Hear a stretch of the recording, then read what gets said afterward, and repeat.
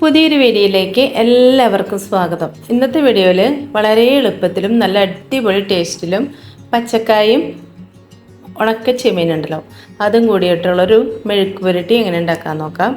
അപ്പോൾ അതിനായിട്ട് 3 കായ എടുത്തിട്ടുണ്ട്. 3 കായ മുഴുവൻ എടുത്തിട്ടില്ല, ഞാൻ 2.5 കായ എടുത്തിട്ടുള്ളൂ കേട്ടോ. അപ്പോൾ തൊലി പൊളിച്ച് കളയല്ല, ഇതുപോലെ മുകൾ ഭാഗം ചെത്തി കളയാം കേട്ടോ. അപ്പോഴാണ് ടേസ്റ്റ് ഉണ്ടാവുള്ളൂ. അപ്പോൾ ഇത് കാണുന്ന പോലെയല്ല കേട്ടോ, വെച്ച് കഴിഞ്ഞപ്പോൾ അടിപൊളി ടേസ്റ്റ് ഉണ്ട് കേട്ടോ. ഞാൻ ആദ്യമായിട്ടാണ് ഇപ്പോൾ ഇത് വെക്കണത്. എൻ്റെ ഒരു ഫ്രണ്ട് പറഞ്ഞിട്ട് വെക്കണതായിട്ട് വെച്ചതാട്ടോ.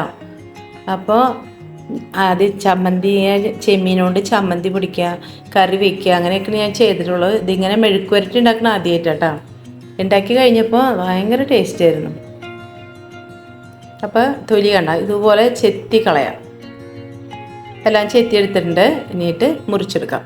ചെറിയ പീസായിട്ടൊന്ന് മുറിച്ചെടുക്കാം. മുറിക്കുന്നതൊക്കെ നമ്മുടെ ഇഷ്ടത്തിന് മുറിക്കാം. എന്നാലും ഒരു മെഴുക്ക് പുരട്ടി എന്ന് പറയുമ്പോൾ അത്രയും വലുതാക്കേണ്ട ആവശ്യമില്ലല്ലോ, അപ്പോൾ ഭംഗി ഉണ്ടാവില്ല. പിന്നെ അതിൽ കറക്റ്റ് ഉപ്പും മുളകൊക്കെ പിടിക്കില്ല.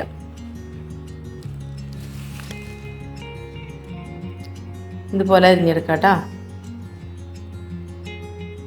ഇതല്ലാതെ അരിഞ്ഞിട്ട് കഴുകിയെടുത്ത് നമ്മൾ പാത്രത്തിൽ വേവിക്കാൻ വെച്ചിട്ടുണ്ട് കേട്ടോ. ഇനി സ്റ്റൗ കത്തിച്ച് വേവിച്ചെടുക്കാം. ലേശം മഞ്ഞൾപ്പൊടി എടുക്കുക, മഞ്ഞൾപ്പൊടി ഇട്ട് കൊടുക്കുക. അത് കുറച്ച് കളർ നല്ല ഭംഗിയൊക്കെ ഉണ്ടാവാനാണ് മഞ്ഞൾപ്പൊടി ഇടുന്നത്. തിളച്ച് വന്നിട്ടുണ്ട്, ഒന്ന് വെന്ത് വരട്ടെ. ഇവരൊന്ന് വെയിറ്റ് ചെയ്യാം, മൂടി വെച്ച് വേവിക്കാം. അപ്പോൾ അത് വെന്ത് 3/4 ഭാഗം വെന്തിട്ടുള്ളൂ കേട്ടോ. ഇത്തിരി കൂടി വേവേണ്ടതായിരുന്നു. 3/4 ഭാഗം വെന്തിട്ടുള്ളൂ. അപ്പോൾ വെള്ളം കൂറ്റി കളഞ്ഞിട്ടുണ്ട്. അടുത്ത ആ പാൻ തന്നെ വെച്ച് കൊടുത്തിട്ടുണ്ട്. നമുക്ക് ചെമ്മീൻ വറുത്തെടുക്കാം. ചെമ്മീൻ കഴുകിയൊക്കെ എടുത്തിട്ടുണ്ട്. എപ്പോഴും ചെമ്മീനൊക്കെ കഴുകണ്ട, അല്ലെങ്കിൽ മണ്ണുണ്ടാവും ഇതിൽ. തലയൊക്കെ കളഞ്ഞ് കഴുകിയെടുത്ത ചെമ്മീൻ ഒന്ന് ഫ്രൈ ആക്കി എടുക്കാം. നല്ലോണം ഫ്രൈ ആവേണ്ട ആവശ്യമില്ല,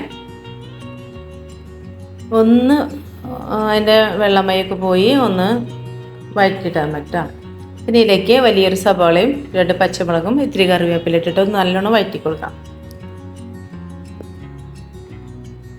ഒന്ന് വാടി വരട്ടെ, അല്ലെങ്കിൽ ഉള്ളിയിട്ടാലും മതിട്ടാണ്. അപ്പോൾ ഞാൻ സവാളയും എടുക്കുന്നത്, കറിവേപ്പില ഇട്ടെടുത്തിട്ടുണ്ട്.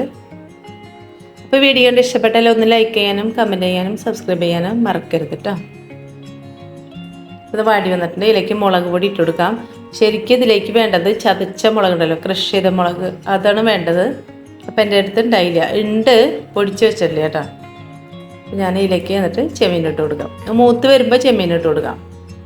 ഇതേ രൂപത്തിൽ വേണം നമുക്ക് കഴിക്കാം കേട്ടോ. അതും നല്ല ടേസ്റ്റ് തന്നെയാണ്.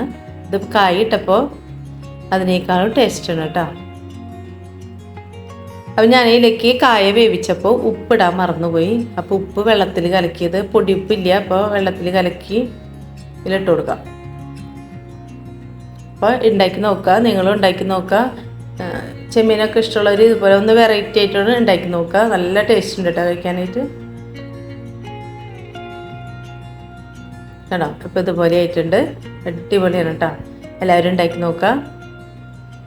പുതിയ വീഡിയോയുമായിട്ട് വീണ്ടും വരാം.